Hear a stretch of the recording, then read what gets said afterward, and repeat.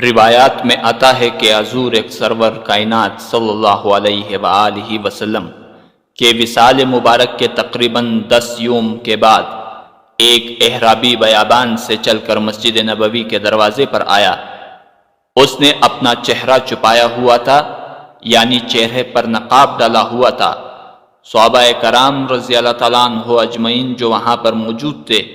ان کو سلام کیا اور حضور علیہ السلام کے وصال مبارک پر غم کا اظہار کرنے کے بعد پوچھا کہ تم میں سے رسول کریم علیہ السلام کے وصی کون ہے؟ حضرت ابو بکر صدیق رضی اللہ تعالیٰ عنہ نے حضرت علی رضی اللہ تعالیٰ عنہ کی طرف اشارہ کیا، چنانچہ وہ حضرت علی رضی اللہ تعالیٰ عنہ کی طرف متوجہ ہوا اور حضرت علی رضی اللہ تعالیٰ عنہ کو سلام کیا۔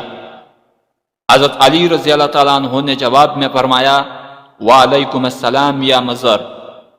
یہ جواب سن کر حضرت ابو بکر صدیق رضی اللہ تعالیٰ عنہ اور دیگر صحابہ کرام رضی اللہ تعالیٰ عنہ اجمعین بہت حیران ہوئے۔ احرابی نے کہا کہ آپ کو میرا نام کیسے معلوم ہوا؟ حضرت علی رضی اللہ تعالیٰ عنہ نے فرمایا مجھے رسول اکرم صلی اللہ علیہ وآلہ وسلم نے خبر دی ہے اور تمہارے حال کی کیفیت مجھے دکھائی ہے۔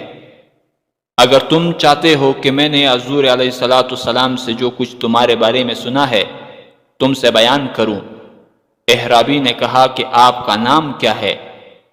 آپ نے فرمایا علی بن ابی طالب رضی اللہ تعالیٰ عنہ، اور میں رسول اللہ صلی اللہ علیہ وآلہ وسلم کا چچزاد بھائی ہوں۔ احرابی نے کہا کہ الحمدللہ۔ اس کے بعد حضرت علی رضی اللہ تعالیٰ عنہ نے فرمایا تم عرب کے ایک مرد ہو، تمہارا نام مظہر ہے، تم نے اپنی قوم کو رسول کریم صلی اللہ علیہ وآلہ وسلم کے نبی ہونے کی خبر دی تھی، اور حضور علیہ السلام کے اوصاف جمیلہ میں تم نے قوم کو یہ کہا کہ تہامہ میں ایک آدمی کھڑا ہوگا جس کے رخسار چاند سے زیادہ منور، گفتگو شہد سے زیادہ میٹھی ہوگی، جو شخص اس کی پیروی کرے گا نجات حاصل کرے گا، مساکین اور یتیموں کا والی ہوگا، خچر پر سوار ہوگا، اپنے جوتے کو خود پیوند لگائے گا، شراب نوشی اور زنا کو حرام قرار دے گا، ناحق قتل اور سود سے منع کرے گا، خاتم الانبیاء ہوگا،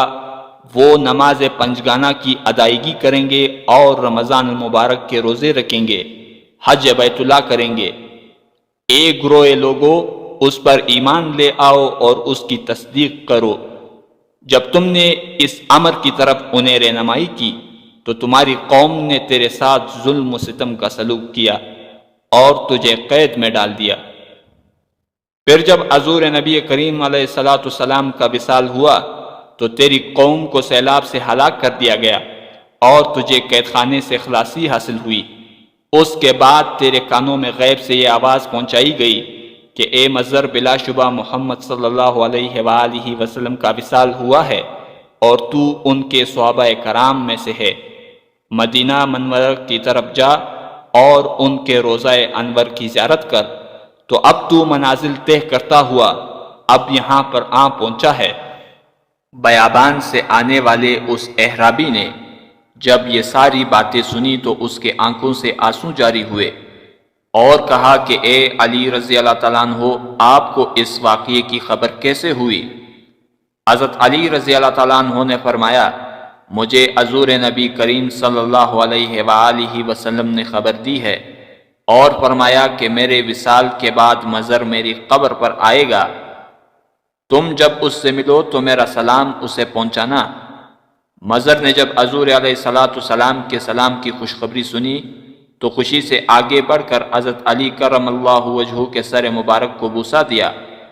اس کے بعد اس نے حضرت علی رضی اللہ تعالیٰ عنہ سے کہا کہ میں نے آپ سے کچھ سوال کرنے ہیں، آپ مجھے ان سوالوں کے جوابات دیں۔ حضرت علی رضی اللہ تعالیٰ عنہ نے فرمایا کہ تم سوال کرو۔ چنانچہ مظہر نے کہا اے علی رضی اللہ تعالیٰ عنہ،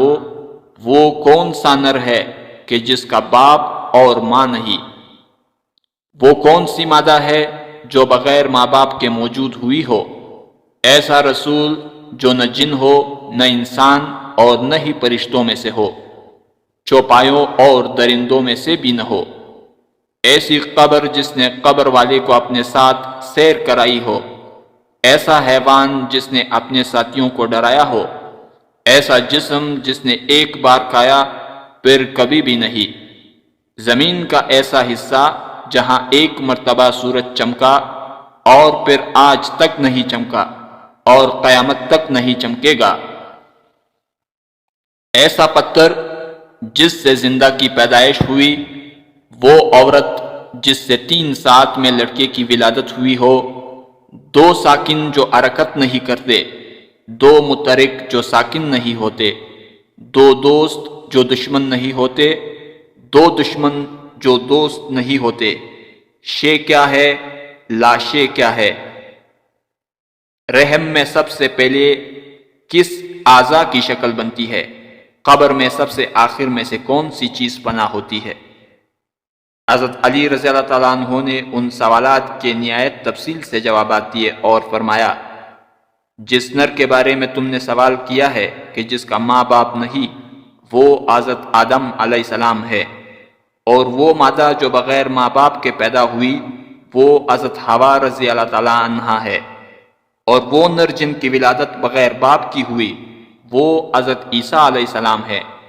اور وہ رسول جو جنات، انسانوں اور فرشتوں میں سے نہیں تھا، کوا تھا، جسے اللہ تعالیٰ نے قابیل کو تعلیم کے لیے بھیجا تھا، اور وہ قبر جس نے صاحب قبر کو اپنے ساتھ سحر کرائی، وہ مچھلی تھی جس نے حضرت یونس علیہ السلام کو اپنے پیٹ میں رکھا اور سمندر کے اطراف میں پھرتی رہی، وہ حیوان جس نے اپنے ساتھیوں کو ڈرایا تھا، وہ چونٹی تھی جو خوراک کی تلاش کے لیے باہر نکلی تھی کہ دوسری چونٹیاں ایک ستون پر چڑھتی تھی، حضرت سلیمان علیہ السلام کے سر کے اوپر تھا، اس چونٹی نے اپنی قوم سے کہا کہ خبردار تمہارے گزرنے سے مٹی نہ گرے، اللہ تعالیٰ کا پیغمبر تم سے تکلیف اٹھائے گا، اور وہ جسم جس نے ایک مرتبہ کھایا پیا نہیں اور قیامت تک نہیں کھائے گا، وہ حضرت موسیٰ علیہ السلام کا عصا مبارک ہے جس نے جادوگروں کے جادو کو ایک لقمے میں ختم کر ڈالا، اور وہ زمین کا ٹکڑا جہاں ایک مرتبہ سے زیادہ سورج نہیں چمکا، وہ دریائے نیل تھا کہ اللہ تعالیٰ نے حضرت موسیٰ علیہ السلام کے لیے پاڑا اور اس کی گہرائی کی زمین دکھائی دینے لگی، سورج اس پر چمکا چنانچہ اس کے نیچے سے غبار اٹھا، حضرت موسیٰ علیہ السلام اور ان کی قوم کے گزر جانے کے بعد وہ پھر مل گیا اور اپنی سابقہ حالت پر آیا، اور وہ پتھر جس سے حیوان کی ولادت ہوئی، وہ پتھر وہ تھا جس سے حضرت صالح علیہ السلام کی اونٹنی پیدا ہوئی، اور وہ 2 ساکن غیر مترک زمین اور آسمان ہے، اور تحریک سے یہاں مراد ایک جگہ ہے، دوسری جگہ منتقل ہونا ہے، اور 2 مترک جو کبھی بھی ساکن نہیں ہوتے، چاند اور سورج ہے، اور وہ عورت جس نے 3 ساعت میں بچے کو جنا حضرت مریم علیہ السلام تھی کہ 3 ساعت میں ان سے حضرت عیسیٰ علیہ السلام کی ولادت ہوئی، اور وہ 2 دوست جو کبھی ایک دوسرے کے دشمن نہیں ہوتے، جسم اور جان ہیں، اور وہ 2 دشمن جو کبھی دوست نہیں ہوتے، موت اور زندگی ہے، شے مومن ہے اور لاشے کافر ہے، احسن اشیاء صورت بنی آدم ہے، رحم میں سب سے پہلے جس چیز کی شکل بنتی ہے وہ شہادت کی انگلی ہے، اور قبر میں سب سے آخر میں جو چیز پناہ ہوتی ہے بندے کی سر کی اڑی ہے۔ مضر نے جب حضرت علی رضی اللہ تعالیٰ عنہ سے اپنے سوالوں کے نہایت تفصیلی جوابات سنے تو آپ کے سر مبارک کو پھر سے بوسہ دیا۔